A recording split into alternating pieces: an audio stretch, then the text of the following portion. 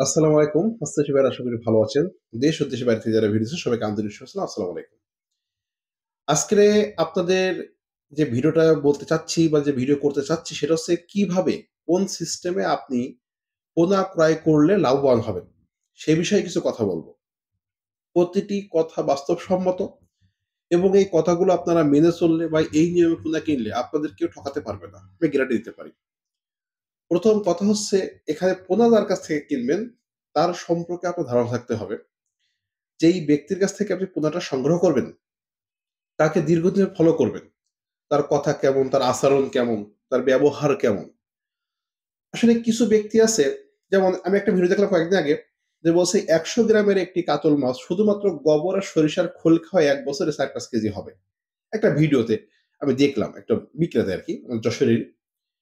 এরকম কিন্তু অনেক বিক্রেতা আছে যারা মাছ চাষই বোঝে না।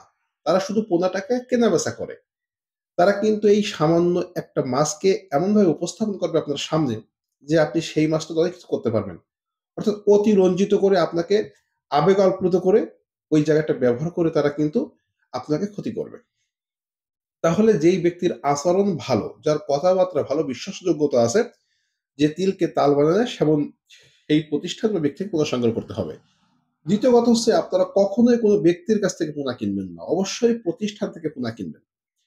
আজকের বিদ্যুৎ মৎস্য নার্সারি ১০ টি বছর এই পেশায় নিয়োজিত আছে।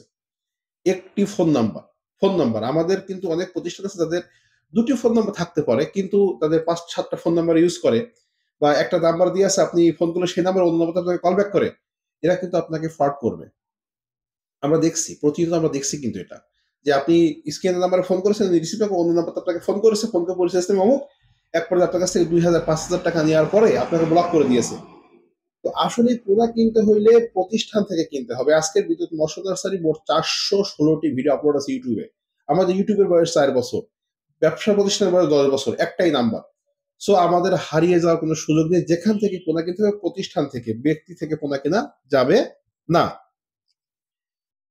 পোনা কেনার সময় বিশেষ একটা টিপস খেয়াল করতে হবে যে, আপনি আমাকে ফোন দিলেন। ফোন দিয়ে বললেন যে, "বিদ্যুৎ ভাই, আপনার কাছে কি এই পোনা আছে?" এটা জিজ্ঞাসা করবেন না। আপনি ফোন দিয়ে, আমি এই কথাগুলো বলছি আসলে আমি যাদেরকে ভালোবাসি, যারা আমাকে ভালোবাসেন, যারা আমার সাবস্ক্রাইবার আছেন, যারা আমার ভিডিও দেখেন তাদের উদ্দেশ্যে।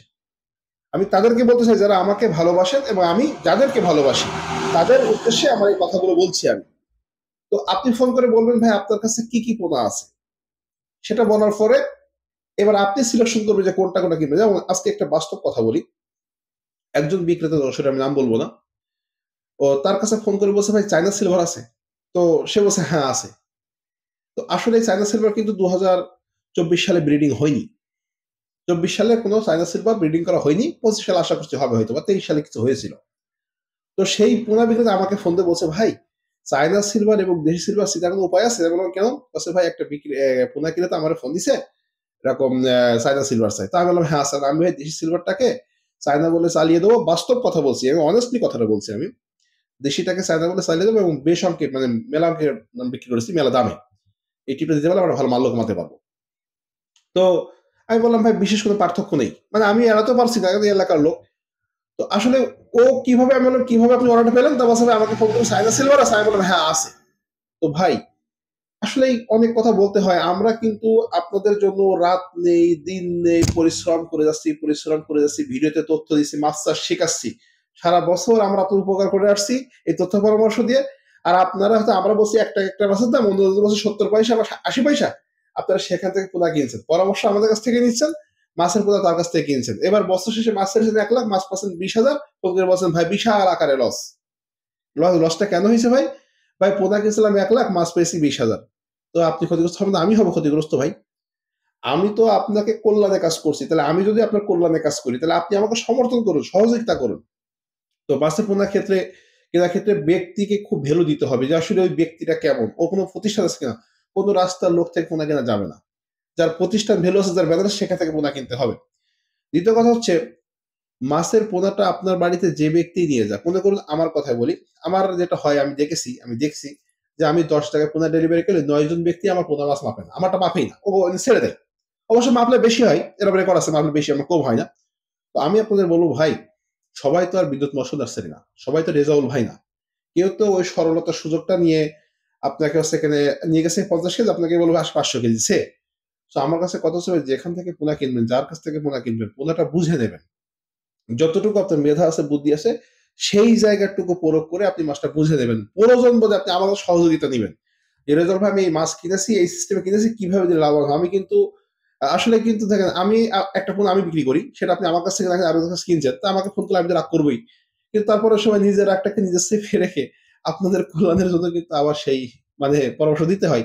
এরকম রিসেন্টলি অনেকে পরামর্শ দিয়েছে, ভাই আপনি এইভাবে এভাবে কি আপনি লাভ করতে পারবেন।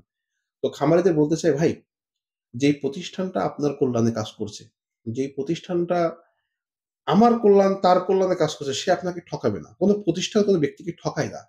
কোন প্রতিষ্ঠান ঠকায় না। আরেকটি কথা বিশেষভাবে খেয়াল করবেন। টাকা যখন অগ্রিম দেবেন বা বায়না দিবেন বা যেভাবে করবেন, তখন ১ম এ শুনবেন তার ব্যাংক অ্যাকাউন্ট আছে কিনা। কারণ যদি ব্যাংক অ্যাকাউন্ট থাকে, তাহলে কি আপনাকে সে ট্রাস্টফুল বিশ্বাস করবেন। কারণ দেখুন, একটা প্রতিষ্ঠানের ভ্যালু থাকে তার আর্থিক লেনদেনের উপরে। যে প্রতিষ্ঠান বড় নাকি ছোট, তার ব্যাংক অ্যাকাউন্ট কিন্তু বড় একটা ফ্যাক্ট। যেমন আমাদের অ্যাকাউন্ট আছে আমার প্রতিষ্ঠানের নামে। প্রতিষ্ঠানের নামে আমরা অ্যাকাউন্ট করে রেখেছি। তো আপনি ১ম এ বলবেন, ভাই আমি আপনার ব্যাংকে টাকা পাঠাবো। দেখুন সে আপনাকে ব্যাংক অ্যাকাউন্ট দিতে পারে, তার প্রতিষ্ঠানের নামে হোক বা তার নামে হোক। যদি না পারে, তখন আপনি বুঝে নেবেন যে আসলে তার প্রতিষ্ঠান অত ভ্যালুয়েবল না, অত বড় না, ছোট। তখন আপনি বিকাশে বা নগদ লেনদেন করতে পারেন। সব মিলে কথা হচ্ছে, খামারি ভাইয়েরা আ সবচেয়ে খারাপ লাগে তখন, সবচেয়ে খারাপ লাগে তখন যখন দেখি আমাদের কিছু ব্যবসায়ী আছে, নাম বলছি না, যারা আমাদের কাছে এসে মুচকি, মুচকি হাসি দেয় আর বলে, "আজকে একটা মাছ ডেলিভারি করে এত টাকা লাভ করেছি, তত টাকা লাভ করেছি।"